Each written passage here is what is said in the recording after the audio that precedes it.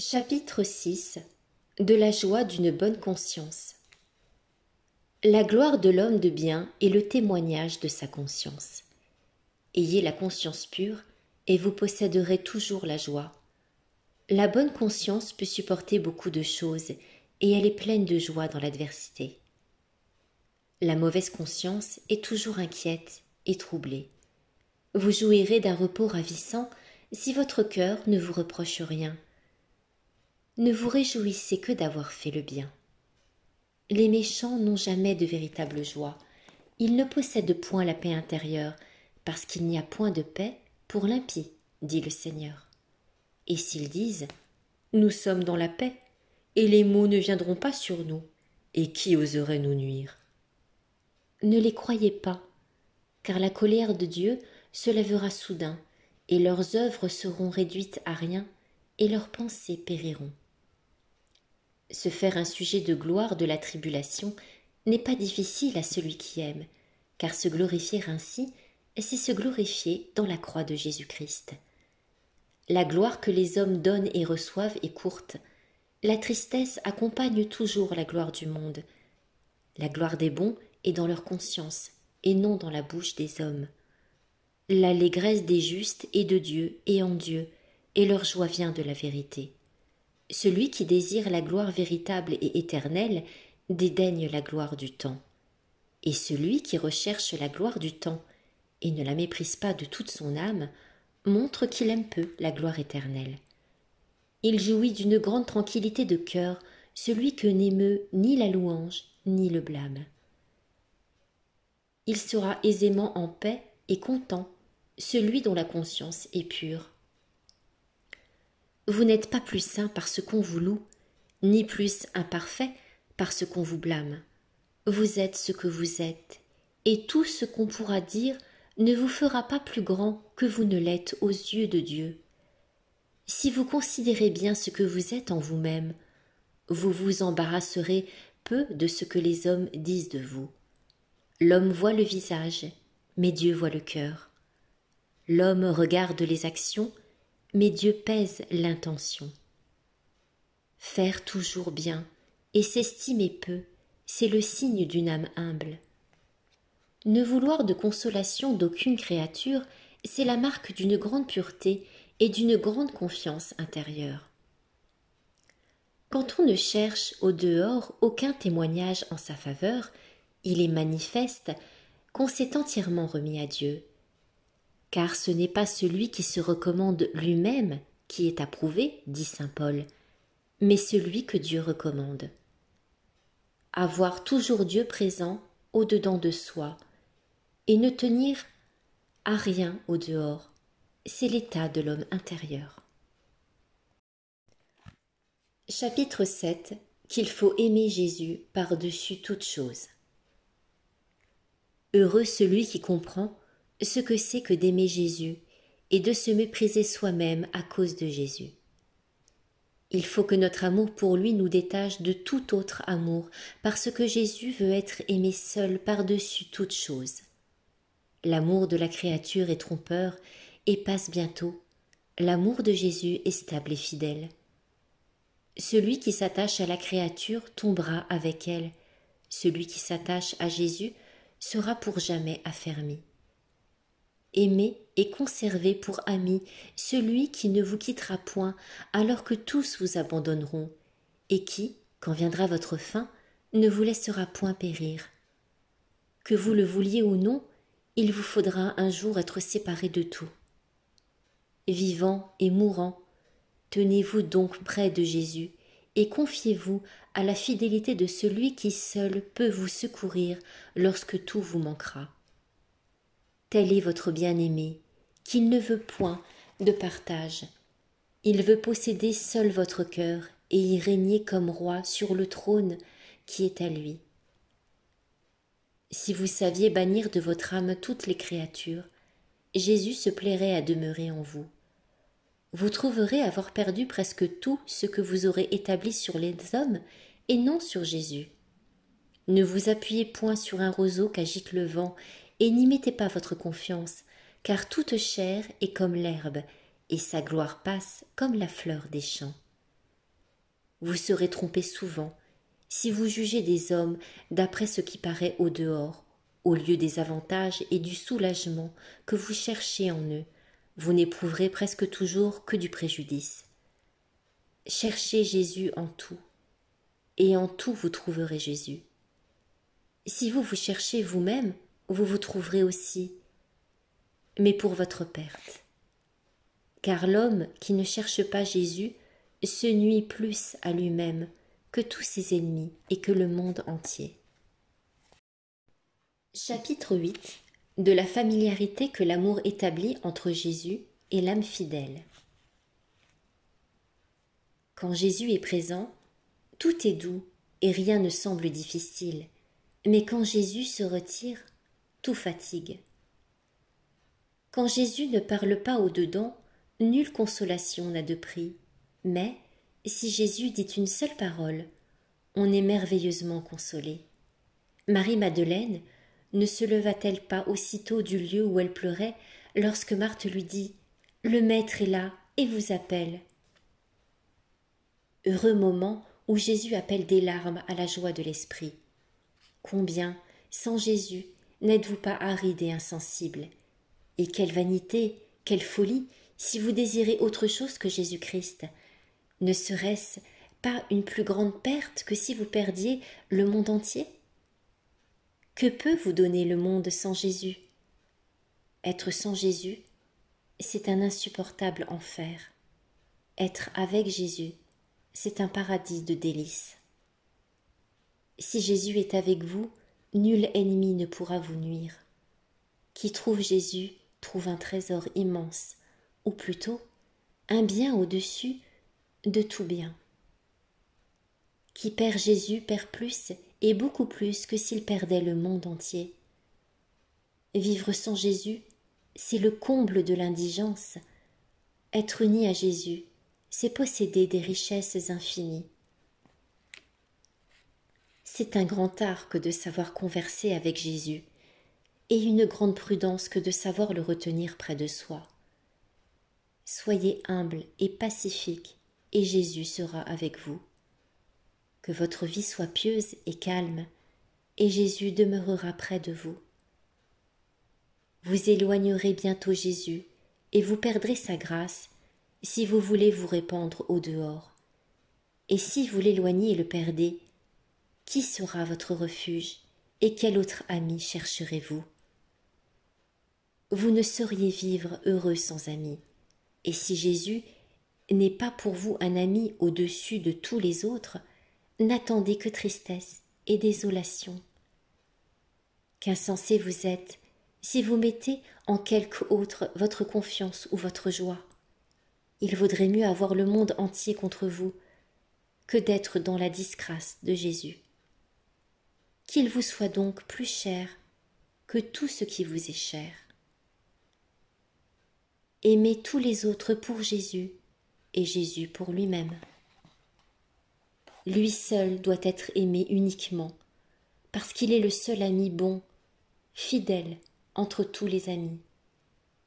Aimez en lui et à cause de lui vos amis et vos ennemis, et priez-le pour tous, afin que tous le connaissent et l'aiment. Ne souhaitez jamais d'obtenir aucune préférence dans l'estime ou l'amour des hommes, car cela n'appartient qu'à Dieu, qui n'a point d'égal.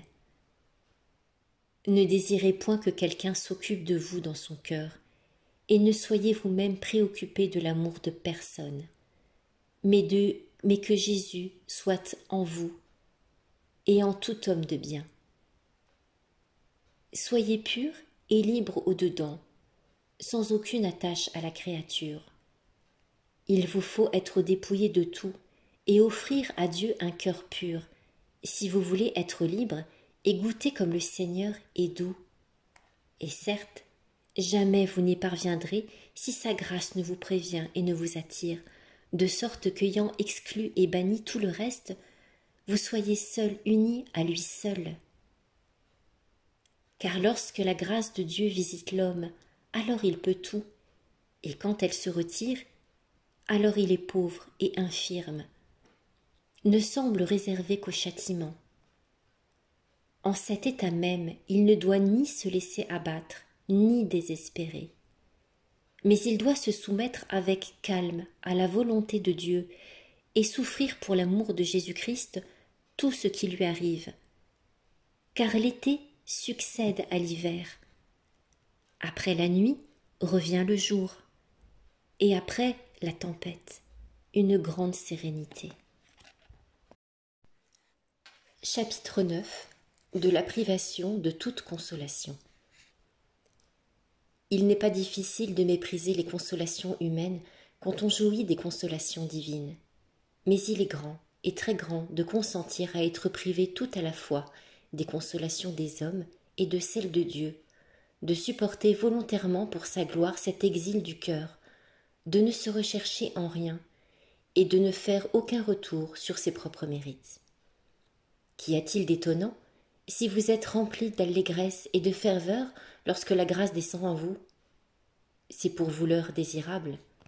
Il avance aisément et avec joie celui que la grâce soulève. Comment sentirait-il son fardeau quand il est porté par le Tout-Puissant et conduit par le Guide suprême? Toujours nous cherchons quelque soulagement, et difficilement l'homme se dépouille de lui-même.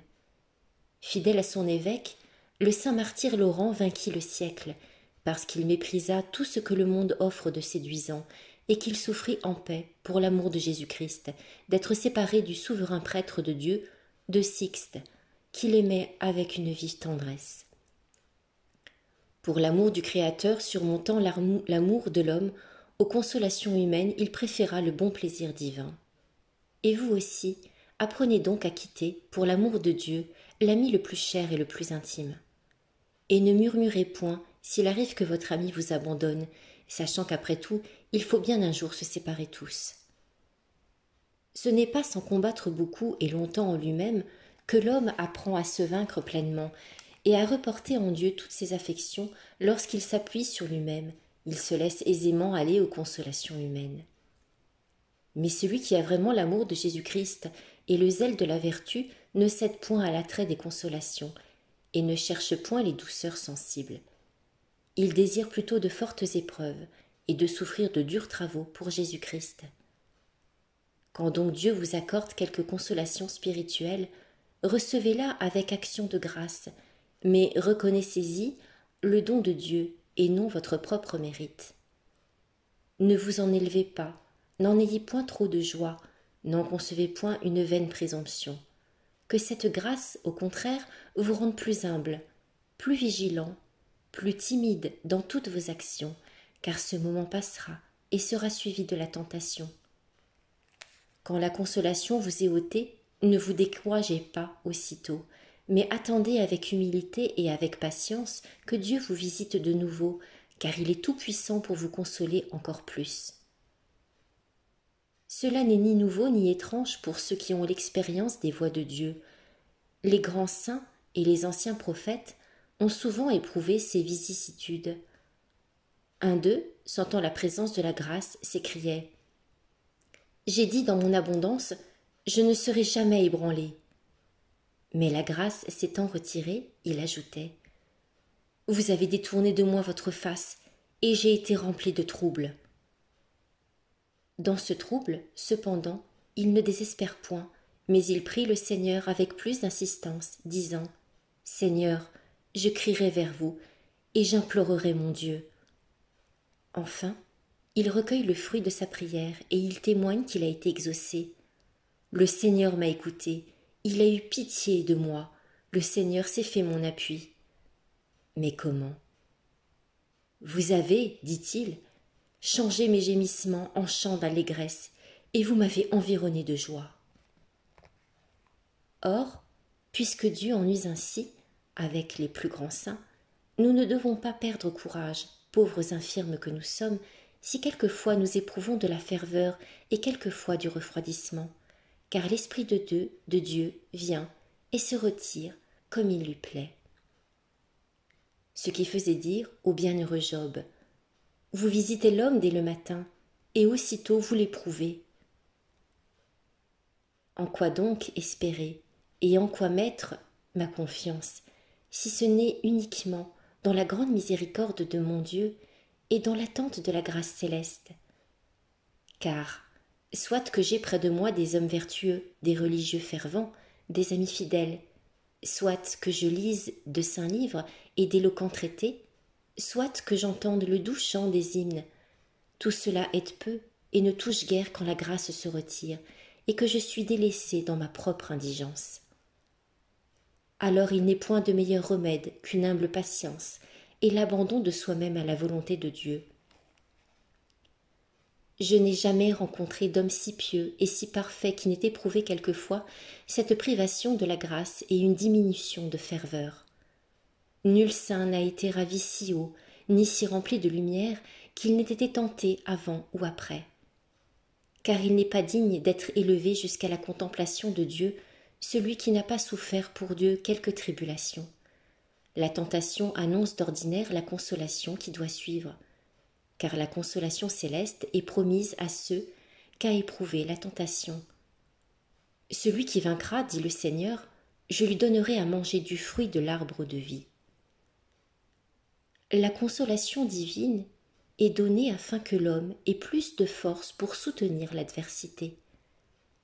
La tentation vient après, afin qu'il ne s'énorgueillisse pas du bien, car Satan ne dort point, et la chair n'est pas encore morte. C'est pourquoi ne cessez de vous préparer au combat, parce qu'à droite et à gauche sont des ennemis qui ne se reposent jamais. Chapitre 10 de la reconnaissance pour la grâce de Dieu. Pourquoi cherchez-vous le repos lorsque vous êtes nés pour le travail? Disposez-vous à la patience plutôt qu'aux consolations et à porter la croix plutôt qu'à goûter la joie. Quel est l'homme du siècle qui ne reçut volontiers les joies et les consolations spirituelles s'il pouvait en jouir toujours? Car les consolations spirituelles surpassent toutes les délices du monde et toutes les voluptés de la chair. Toutes les délices du monde sont ou honteuses ou vaines. Les délices spirituelles sont seules douces et chastes, nées des vertus et répandues par Dieu dans les cœurs purs. Mais nul ne peut jouir toujours à son gré des consolations divines, parce que la tentation ne cesse jamais longtemps. Une fausse liberté d'esprit et une grande confiance en soi-même forment un grand obstacle aux visites d'en haut. Dieu accorde à l'homme un grand bien en lui donnant la grâce de la consolation. Mais l'homme fait un grand mal quand il ne remercie pas Dieu de ce don et ne le lui rapporte pas tout entier. Si la grâce ne coule point sur vous, c'est que nous sommes ingrats envers son auteur et que nous ne remontons point à sa source première. Car la grâce n'est jamais refusée à celui qui la reçoit avec gratitude, et Dieu, ordinairement, donne à l'humble ce qu'il ôte au superbe. Je ne veux point de la consolation qui m'ôte la componction. Je n'aspire point à la contemplation qui conduit à l'orgueil. Car tout ce qui est élevé n'est pas sain. Tout ce qui est doux n'est pas bon. Tout désir n'est pas pur. Tout ce qui est cher à l'homme n'est pas agréable à Dieu. J'aime une grâce qui me rend plus humble, plus vigilant, plus prêt à me renoncer moi-même. L'homme instruit, par le don de la grâce et par sa privation, n'osera s'attribuer aucun bien, mais plutôt il confessera son indigence et sa nudité. Donnez à Dieu ce qui est à Dieu, et ce qui est de vous, ne l'imputez qu'à vous. Rendez gloire à Dieu de ses grâces, et reconnaissez que, n'ayant rien à vous que le péché, rien ne vous est dû que la peine du péché. Mettez-vous toujours à la dernière place, et la première vous sera donnée, car ce qui est le plus élevé s'appuie sur ce qui est le plus bas. Les plus grands saints aux yeux de Dieu sont les plus petits à leurs propres yeux, et plus leur vocation est sublime, plus ils sont humbles dans leur cœur. Pleins de la vérité et de la gloire céleste, ils ne sont pas avides d'une gloire vaine. Fondés et affermis en Dieu, ils ne sauraient se lever en eux-mêmes. Rapportant à Dieu tout ce qu'ils ont reçu de bien, ils ne recherchent point la gloire que donnent les hommes, et ne veulent que celle qui vient de Dieu seul. Leur unique but, leur unique désir est qu'il soit glorifié en lui-même et dans tous les saints, par-dessus toute chose. Soyez donc reconnaissants des moindres grâces, et vous mériterez d'en recevoir de plus grandes. Que le plus léger don, la plus petite faveur, ait pour vous autant de prix que le don le plus excellent et la faveur la plus singulière. Si vous considérez la grandeur de celui qui donne, rien de ce qu'il donne ne vous paraîtra petit ni méprisable, car peut-il être quelque chose de tel dans ce qui vient d'un Dieu infini? Vous envoie-t-il des peines et des châtiments? Recevez-les encore avec joie, car c'est toujours pour notre salut qu'il fait ou qu'il permet tout ce qui nous arrive. Voulez-vous conserver la grâce de Dieu? Soyez reconnaissant lorsqu'il vous la donne, patient lorsqu'il vous l'ôte. Priez pour qu'elle vous soit rendue, et soyez humble et vigilant pour ne pas la perdre.